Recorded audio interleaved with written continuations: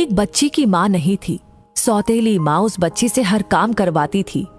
4 बजे भोर में वो बच्ची जाग कर स्कूल के समय तक हर काम करती थी। उसके बाद स्कूल जाती थी। सौतेली माँ अपने बच्चे को टिफिन देती थी, लेकिन उस बच्ची को टिफिन भी नहीं देती थी। लेकिन बच्ची को कोई एतराज नहीं था। पिता कभी महीने में कमाकर घर आता था। उस बच्ची की सौतेली माँ काफी मान जान करने लगती थी। पिता के जाने के बाद फिर वो वही कार्य करवाती थी।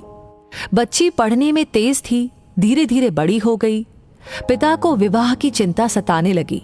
एक दिन बिटिया के पिताजी ने शादी का जिक्र किया। सौतेली माँ ने कहा कि हमारे रिश्ते में एक लड़का है, दहेज भी नहीं लेगा, थोड़ा गरीब है, परिवार ठीक ठाक है। लड़की चूंकि पढ़ना चाह रही थी, लेकिन जबरदस्ती मंदिर में विवाह करके उसे उसके ससुराल भेज दिया गया। लड़की जब ससुराल गई तो उसने अपनी बदनसीब किस्मत सोचकर कुछ भी नहीं कहा। लेकिन लड़के ने कहा कि आप बुरा ना मानो तो एक बात कहूं। वो बोली कि आपके साथ जीवन भर रहना है, आप जो भी कहेंगे मैं मानूंगी। लड़के ने कहा कि जहां से पढ़ाई आपने छोड़ी है वहीं से शुरू कर दीजिए। हम गरीब जरूर हैं, लेकिन गवार नहीं है। लड़की अपने पति के पैर पकड़कर फफक फफक कर रो पड़ी। लड़का दिन रात मेहनत करने लगा। लड़की दिन रात पढ़ाई में मन लगा रही थी।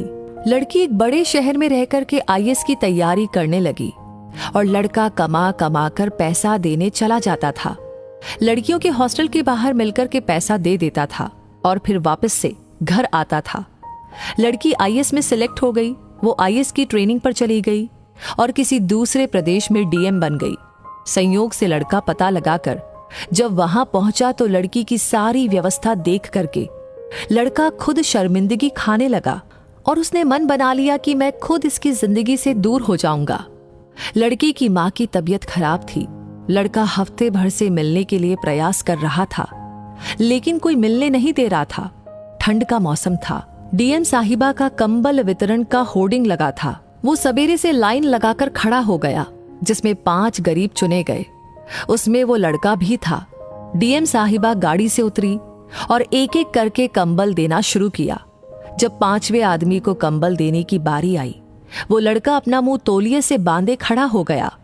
डीएम साहिबा जैसे ही कंबल हाथ में दे रही थी, लड़के की आंखें नम हो गई और धीरे से बोला कि डीएम साहिबा, हमारी माँ की तबीयत खराब है, माँ को यहीं लाया हूँ।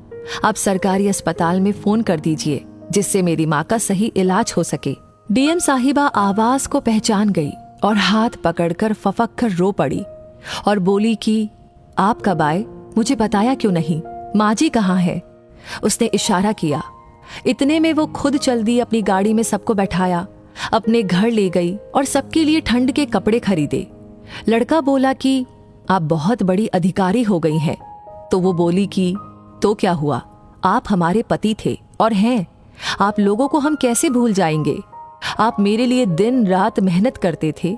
ये आप ही की देन है कि मैं यहाँ पर खड़ी हूँ। ये सुनकर लड़की की आंखें नम हो गई।